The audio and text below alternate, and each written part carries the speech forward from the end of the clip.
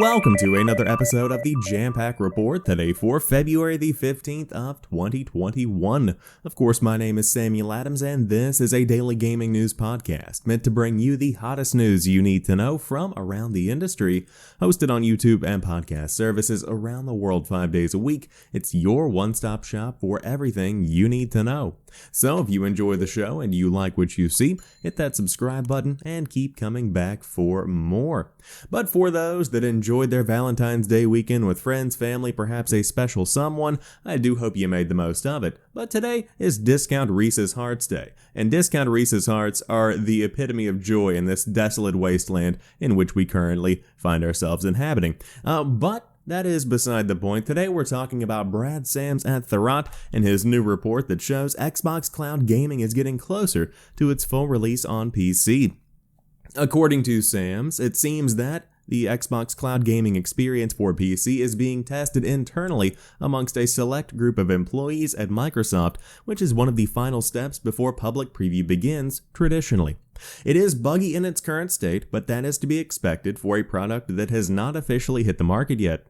Microsoft teased iOS and PC streaming, saying full experiences would be coming in spring 2021, and it seems that timeline is right on track.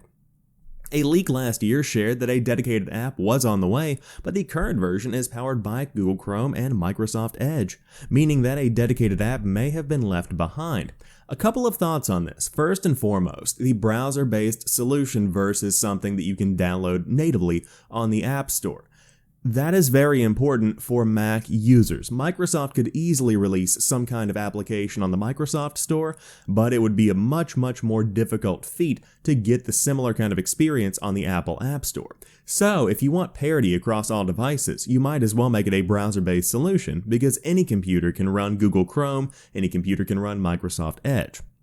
That's a big asset. On top of that, I do want to say and address the question of why would I need this? I already have a gaming PC, because that's a question that's been brought up a lot in the past when I've discussed the value that PC streaming can bring to the Xbox ecosystem if they do introduce cloud gaming. Not every PC is a gaming PC, and I think a lot of people that become inundated with news day in and day out from the gaming industry are those elite PC players, or they have some kind of gaming PC.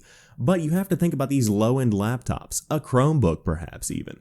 You look to these lower-end experiences and you realize that the install base for what could be considered the Xbox ecosystem is much broader than anything that anybody thinks of whenever they first think about Xbox consoles or even PCs that have gaming capabilities. Millions upon millions of computers around the world could be powered in such a way to actually allow for Xbox gameplay.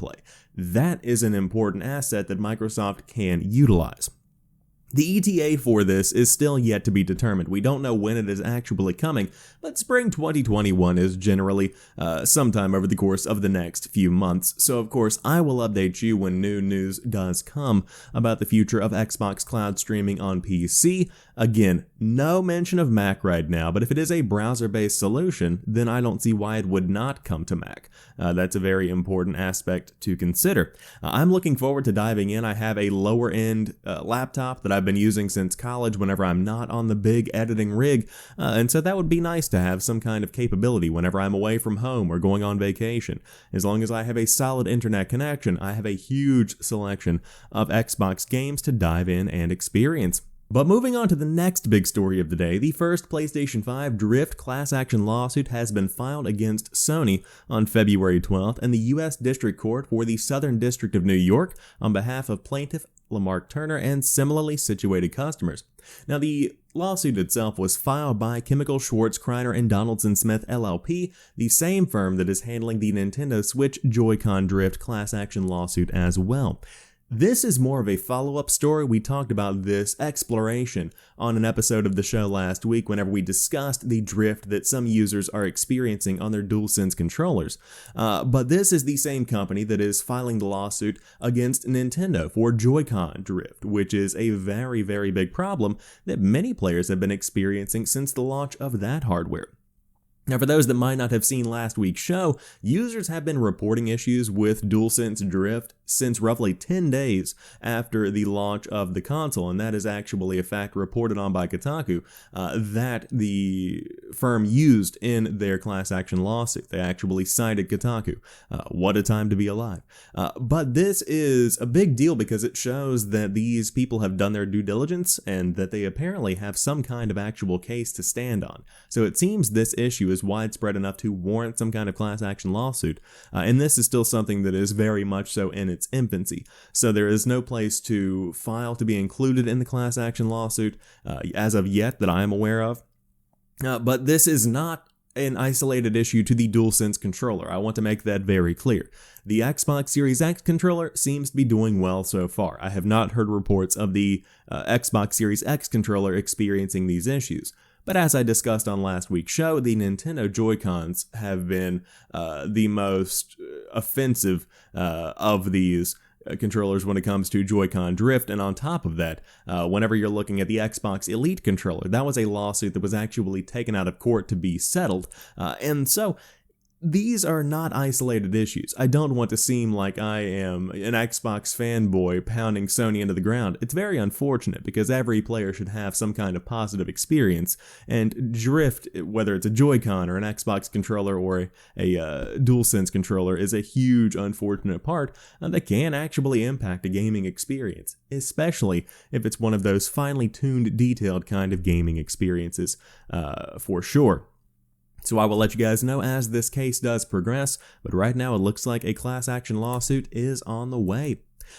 Now, to round out today's show, a new Halo 3 map is on the way from the canceled Halo Online. This is a story that was actually shared last week. It was included in the Halo Waypoint blog, sharing updates coming to the Master Chief Collection, but since we had so much news going on last week and so little this morning, I figured I would dig into the archives and share with you all a bit of a tidbit.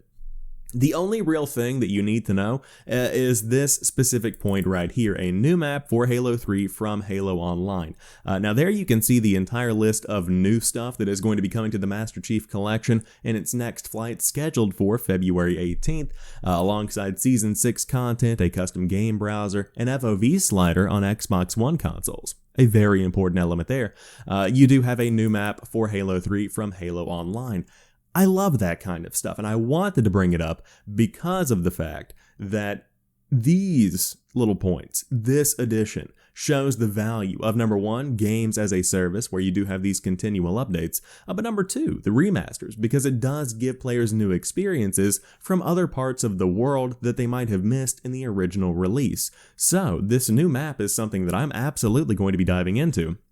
And while no details have been shared as of right now as to which map it is, at least not in this report from Marcus Stewart over at Game Informer, I will say that I am very excited for this map, and I'm excited for the new updates coming to the Master Chief Collection. It runs so well on the Xbox Series X. I've been enjoying Halo very much so since the launch of Microsoft's next-gen console, and it's something that I continue diving back into time and time again.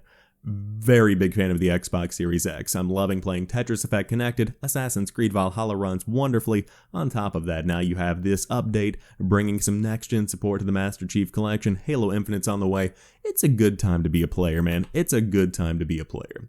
But that rounds out today's episode of the Jampack Report. If you enjoyed today's show, drop me a like down below and let me know how you feel about Xbox Cloud gaming on PC. Will you dive in? Are you going to check it out on iOS devices, or are you playing on Android as of right now?